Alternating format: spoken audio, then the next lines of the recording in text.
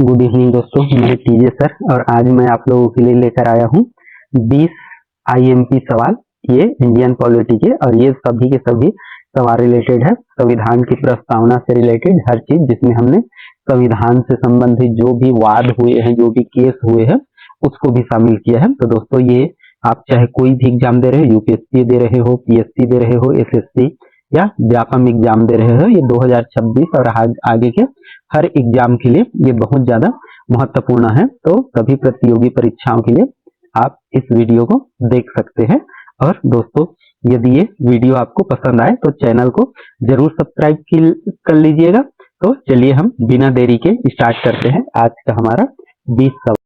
तो दोस्तों ये रहा हमारा भारतीय संविधान की प्रस्तावना से संबंधित 20 सवाल, जिसमें हम लोग देखेंगे संविधान संशोधन और जितने भी वाद हुए हैं उनका और इन सबसे संबंधित और बिल्कुल विस्तृत व्याख्या के साथ हम लोग देखेंगे। ये खासकर आज के पैटर्न पर आधारित है। तो चलिए हम लोग देखते हैं हमारा पहला प्रश्न कि सर्वोच्च न्यायालय ने निम्नलिखित में से किस वाद में सर्वप्रथम यह राय व्यक्त किया था कि प्रस्तावना भारत के संविधान का भाग नहीं है। तो आपको बताना है इसमें से ये सारे केस आपको ध्यान रखना है, ये इन्हीं से रिलेटेड है। तो इसमें सबसे पहले आपको ध्यान रखना है बेरूबारी और जो भारत सरकार है यूनियन, उसके मध्य जो हुआ था यूनियन वाद बोलते हैं, बेरूबारी केस 1960 में हुआ था। इसका सन भी ध्यान रखना है।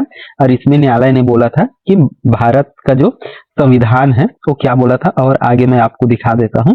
व्याख्या ऐसे मिलेगा कि बता दिया था कि संविधान निर्माताओं के दिमाग को खोलने की केवल एक कुंजी है, बल्कि यह बिल उसका हिस्सा नहीं है। लेकिन आगे जाकर इसमें संशोधन किया गया और बोला गया कि 1973 में जो हमारा केशवानंद भारती केस है उसमें बोला गया कि ये क्या है, वास्तव में संविधान का हिस्सा है और इसमें संशोधन किया जा सकता है, ये चीज बोला था। तो ये सभी जो केस है 60 का, गोलकनाथ का 67 का और सज्जन सिंह वाद 65 का, ये चारों केस आपको याद रखना है।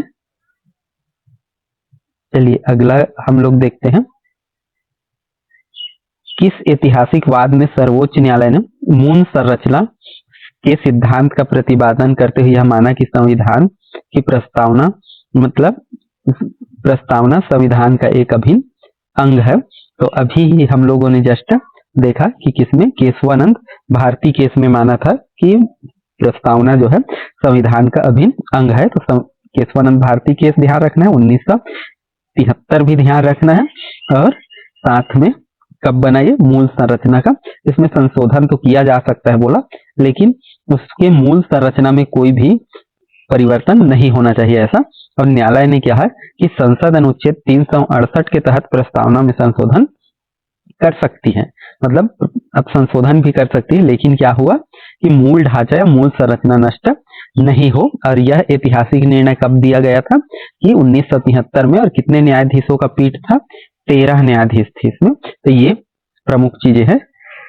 आगे है हमारा भारतीय संविधान की प्रस्तावना में समाजवादी शब्द, पंथ निरपेक्ष और अखंडता शब्दों को किस संविधान संशोधन द्वारा या किस अधिनियम द्वारा जोड़ा गया था। तो इसमें आपको बताना है कि किस संविधान संशोधन द्वारा इसको जोड़ा गया था हमको। तो पता है आपको, तो बताइए, बिल्कुल आसान सा है। ये कब जोड़ा गया था, 42वां संविधान संशोधन 1976 के द्वारा ये चीज किया गया था।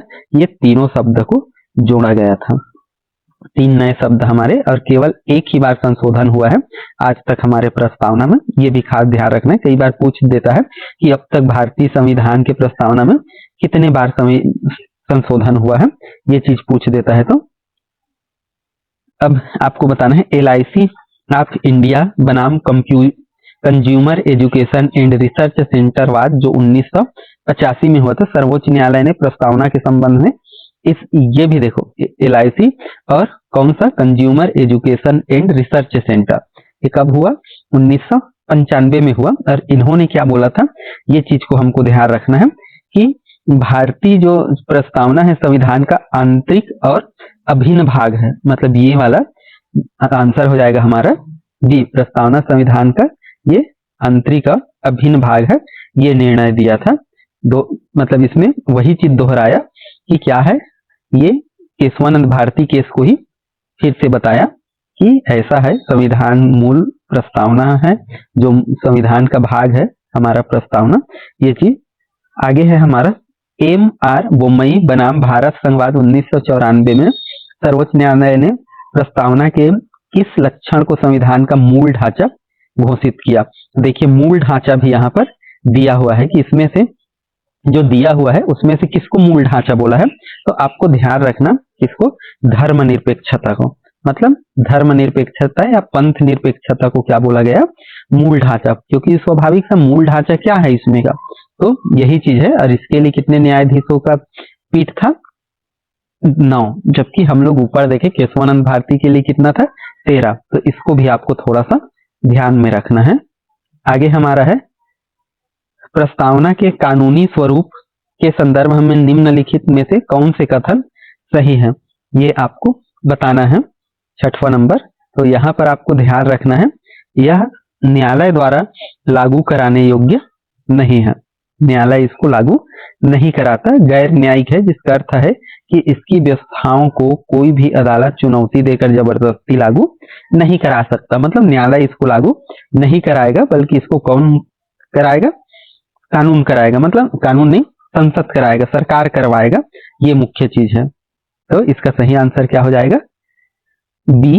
अगला सवाल है हमारा, निम्नलिखित में से किसने संविधान की प्रस्तावना को संविधान का पहचान पत्र कहा था, ये आपको बताना है। तो इसमें से है K.M. मुंशी, सर अल्लादी कृष्ण स्वामी अय्यर, N.A. पालकीवाला, B.R. अम्बेडकर। तो इसका सही आंसर है संविधान का पहचान पत्र किसने किया था, सर नहीं, N.A. पालकीवाल ने ये कहा था। तो इस चीज को आपको खास रूप से ध्यान रखना है, जबकि K.M. मुंशी ने इसे क्या कहा था, संवैधानिक कुंडली या संविधान की कुंडली बोला था। तो ये भी चीजें, कुछ चीजें आपको ध्यान रखना है, संविधान की कुंडली बोला था किसने, तो K.M. मुंशी ने बोला था। यहाँ पर आपको दिया हुआ है, तो दोस्तों आप टेलीग्राम चैनल ज्वाइन कर लेंगे, ये PDF आपको वहीं पर मिलेगा। गोलकनाथ बनाम पंजाब राज्यवाद, आपको देखिए ये गोलकनाथ आया 1967, अब इसके विरुद्ध कौन था ये भी आपको थोड़ा सा ध्यान रखना है। गोलकनाथ और किसका केस हुआ था, पंजाब राज्य का। तो न्यायमूर्ति सुब्बा राव ने प्रस्तावना के महत्व को रेखांकित करते हुए इसकी तुलना किससे की थी, ये आपको बताना है। गोलकनाथ में तो इन्होंने क्या किया था, मुख्य न्यायाधीश थे उस समय, कौन थे, सुब्बा राव, जी सुब्बा राव, जो आगे चलकर रिजर्व बैंक के गवर्नर बने थे, उसके पापा थे, कि ये बोला था कि प्रस्तावना संविधान के क्या है, मूल सिद्धांतों का निचोड़ है, ये बोला था कि ये क्या है, संविधान की आत्मा है और उसके मूल सिद्धांतों का निचोड़ है, कौन सा, प्रस्तावना। ये निर्णय दिया था इन्होंने, सुब्बा राव ने।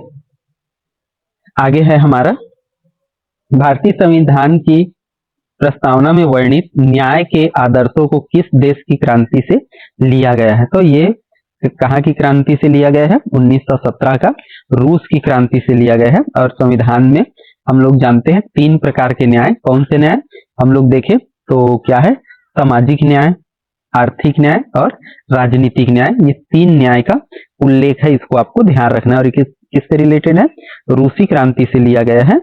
और जबकि हम दूसरा चीज यदि बोले, इसके अलावा पेपर में आपको आ जाता है कि ये तो क्या हुआ, न्याय का ना, इसी प्रकार क्या है, स्वतंत्रता, समता और बंधुत्व, 3 चीज और है, स्वतंत्रता, समता और बंधुत्व। वो कहाँ से लिया गया है, तो वो कहाँ से लिया गया है, फ्रांसीसी क्रांति से, ये चीज आपको ध्यान रखना पड़ेगा। हम लोग देखते हैं भारत के संविधान में उल्लिखित शब्दों का सही अनुक्रम क्या है। तो दोस्तों ये आपको पता रहने के लिए क्या जरूरी है कि आपको प्रस्तावना बिल्कुल याद होना चाहिए। तो ये प्रस्तावना कहीं भी लिखा मिल जाएगा आपको, जो भी पुस्तक पढ़ते हैं उसमें भी मिलेगा, तो उसको आप बिल्कुल अच्छे से कर लेंगे। तो चलिए क्या लिखा है इसमें, इसका सही क्रम क्या है, तो ये हम जानते ही हैं। तो सही क्रम में देखें तो हम भारत में लिखा, हम भारत के लोग भारत को संपूर्ण प्रभुत्व संपन्न, और उसके बाद क्या लिखा है, समाजवादी, तो कहां पर है, समाजवादी, पंथ निरपेक्ष, लोकतंत्रात्मक गणराज्य, संप्रभु, मतलब यहाँ पर देखें तो संपूर्ण, संप्रभुत्व, संपन्न, समाजवादी, लोकतांत्रिक, नहीं थोड़ा सा ना, एक मिनट, संपूर्ण प्रभुत्व संपन्न समाजवादी पंथ निरपेक्ष लोकतंत्रात्मक गणराज्य। तो ये लिखा हुआ है, तो ये इसका सही क्रम है। मतलब कौन सा है? बी। आपको ध्यान रखना है, पेपर में हर चीज पूछा जाएगा कि आपसे पूछा जाएगा सबसे पहले किसका उल्लेख है, न्याय का उल्लेख है कि स्वतंत्रता का कि समता का। तो सबसे पहले आपको ध्यान रखना पड़ेगा। तो यदि आप प्रस्तावना को याद कर लेते हैं तो सब चीज आपका याद हो जाएगा। तो इसलिए ये सब चीज ज्यादा जरूरी है। तो दोस्तों आगे हम लोग चलते हैं। हमारा अगला केस, बेरूबारी केस 1960 के फैसले में सर्वोच्च न्यायालय ने कानून की व्याख्या के लिए प्रस्तावना को कब उपयोगी माना? तो आपको ये बताना है। तो कब उपयोगी माना? कि जब कभी भी ये बोला कि जब भी कोई कानून संसद द्वारा बनाया, जब संविधान के अनुच्छेद संदिग्ध या अस्पष्ट होगा तब उसको मुख्य रूप से माना जाएगा। ये बोला था। यदि किसी अनुच्छेद में रखने वाले हो तो व्याख्या के लिए किसका उपयोग किया जाएगा? मतलब किसका उपयोग किया जाएगा? प्रस्तावना का। यदि संविधान के कोई अनुच्छेद में दिक्कत होता है या उसकी भाषा हमको समझ में नहीं आता है तब इसका उपयोग करना है, ऐसा इसका मतलब है। आगे है, किस वाद में न्यायालय ने कहा था कि प्रस्तावना में निहित सामाजिक न्याय और आर्थिक समानता मौलिक अधिकारों को व्यवहारिक रूप प्रदान करते हैं?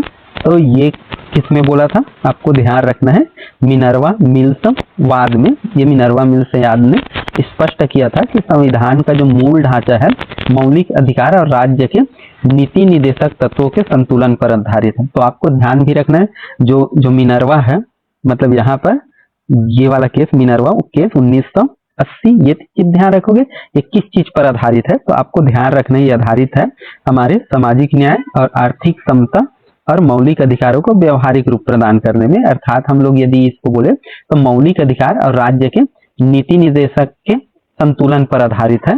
ये चीज ध्यान रखना है। सामाजिक आर्थिक न्याय इसी को बोला जाता है।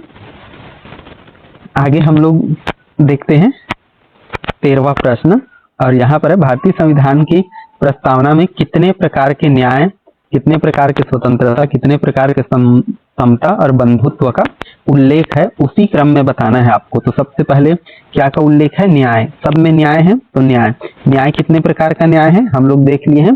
कितने प्रकार का न्याय? 3। स्वतंत्रता कितने प्रकार का?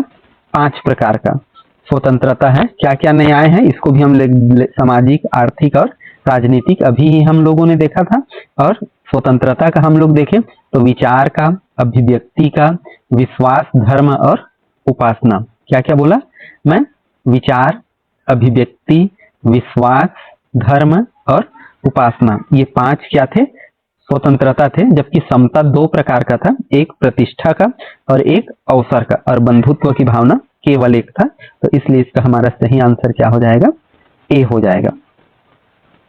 अगला सवाल हमारा, भारत के संदर्भ में पंथ निरपेक्ष शब्द का सही और वास्तविक अर्थ क्या है? जैसे कि सर्वोच्च न्यायालय द्वारा व्याख्या किया गया। तो ये बताना है कि पंथ निरपेक्ष शब्द कैसा है। तो इसका मतलब ये है कि हमारे भारत में पंथ निरपेक्ष मतलब हम लोग देखिए धार्मिक जो निरपेक्षता है वो है कि सभी धर्मों को सम्मान, आरक्षण और आदर दिया जाएगा, और देश का या राज्य का कोई भी अपना धर्म नहीं होगा। मतलब सभी धर्मों का सम्मान किया जाएगा। ये क्या है? या इसको सिंपल सी भाषा में बोल लें तो सर्वधर्म समभाव, मतलब सभी धर्मों को समान रूप से क्या महत्व देना, ये है इसका मतलब। तो ये पंथ निरपेक्ष का अर्थ है। आगे है हमारा 15वां सवाल, और इसको देखते हैं। प्रस्तावना 2 कथन दिए। प्रस्तावना विधायिका की शक्ति का मुख्य स्रोत है और उसकी शक्तियों पर प्रतिबंध लगा सकती है। तो ये क्या है? गलत है।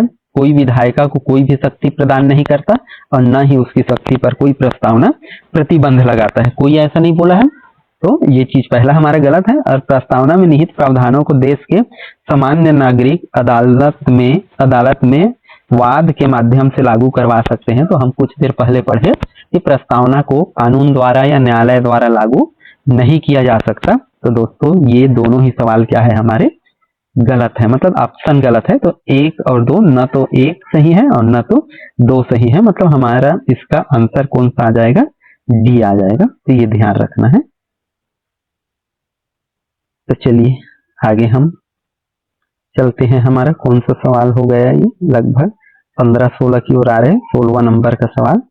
और यहाँ देखिए, किस वाद में उच्चतम न्यायालय ने यह राय दी कि यदि प्रस्तावना की किसी व्यवस्था को संसद बदलना चाहती है तो उसे मूल संरचना को अक्षुण्ण बनाए रखना होगा, क्योंकि यह संविधान की नींव है। तो किस वाद में यह राय दिया था? तो बिल्कुल सिंपल, हम कुछ देर पहले ही इसको देख चुके हैं। तो किस में दिया था? केशवानंद भारती केस में दिया था कि पहली बार ये और माना भी था कि ये संविधान का क्या है, अभिन्न अंग है। तो ये है, और इसको हमने बहुत बार देख लिया है। और इंदिरा गांधी वाद 75 में हुआ, वामन राव 81 में। तो ये यहाँ पर डिटेल में दिया हुआ है। दोस्तों आगे हमारा 17वां नंबर का, संविधान की प्रस्तावना में किस तिथि का उल्लेख है जिस दिन संविधान सभा द्वारा संविधान को अंगीकृत, अधिनियमित और आत्मर्पित किया गया? तो कौन सा डेट इसमें? 26 जनवरी नहीं है, 26 नवंबर 1949 है। 15 अगस्त को तो बना नहीं था, 46 को भी नहीं बना था। तो कब बना था? 26 नवंबर 1949 को। और इसी दिन हम लोग क्या बनाते हैं? संविधान दिवस मनाते हैं। और इसमें मिति मार्ग शुक्ल सप्तमी संवत 2006 विक्रमी लिखा हुआ है ना, मतलब इसकी तिथि हिंदी में मिति मार्ग शीर्ष शुक्ल सप्तमी, मतलब जिसको क्या बोलते हैं, इसको दो मास होते हैं, एक को अंधेरी रात, एक को क्या बोलते हैं वो ध्यान नहीं आ रहा है मेरा, जिसमें उजाला रहता है रात को। तो अगला देखिए हमारा 18वें नंबर का, निम्नलिखित में से किसने भारत संविधान की प्रस्तावना को हमारे संप्रभु प्रजातांत्रिक गणराज्य की जन्म कुंडली कहा था? तो किसने कहा था ये हमारे प्रस्तावना को, संविधान की प्रस्तावना को जन्म कुंडली किसने कहा था? के.एम. मुंशी ने कहा था। तो ये चीज ध्यान रखना, के.एम. मतलब कन्हैयालाल माणिकलाल मुंशी, राजनीतिक कुंडली के रूप में या जन्म कुंडली बोला था, ये चीज ध्यान रखना है। आगे हम लोग देखते हैं, भारतीय संविधान की प्रस्तावना का मुख्य दार्शनिक आधार क्या है जिसे 13 दिसंबर 1946 को संविधान सभा में प्रस्तुत किया गया? तो 13 दिसंबर 1946 को क्या प्रस्तुत किया गया था? नेहरू जी द्वारा संविधान का जो उद्देश्य प्रस्ताव है वो प्रस्तुत किया गया था, और जो आगे चलकर क्या बना? प्रियम्बल, मतलब संविधान का प्रस्तावना बना, जिसे 22 जनवरी 1947 को स्वीकार किया गया था। और आज का हमारा आखिरी सवाल है 20वां नंबर का सवाल, कि निम्नलिखित में से किस ब्रिटिश राजनीतिज्ञ व अपनी प्रसिद्ध पुस्तक principles of social and political theory की शुरुआत में भारतीय संविधान की प्रस्तावना को की नोट के रूप में उद्धृत किया था? ये आपको बताना है। तो यहाँ पर आपको मैं बता दूं, ये कौन थे? Ernest Barker. और ये कौन थे? एक ब्रिटिश विद्वान थे। यहाँ पर लिखा हुआ है ब्रिटिश राजनीतिक विज्ञान है, उन्होंने अपनी पुस्तक में इसका उल्लेख किया था। की नोट मतलब मुख्य नोट्स। तो दोस्तों इस प्रकार से हमारा 20 प्रश्न ये कंप्लीट होता है। वीडियो यदि आपको पसंद आया हो तो जरूर लाइक कीजिए, क्योंकि ये आप कोई भी एग्जाम दे रहे हो, हर एग्जाम के लिए बहुत ही महत्वपूर्ण है। तो चैनल को जरूर सब्सक्राइब कर लीजिए। फिर मिलते हैं ऐसे ही नेक्स्ट वीडियो में, तब तक के लिए धन्यवाद।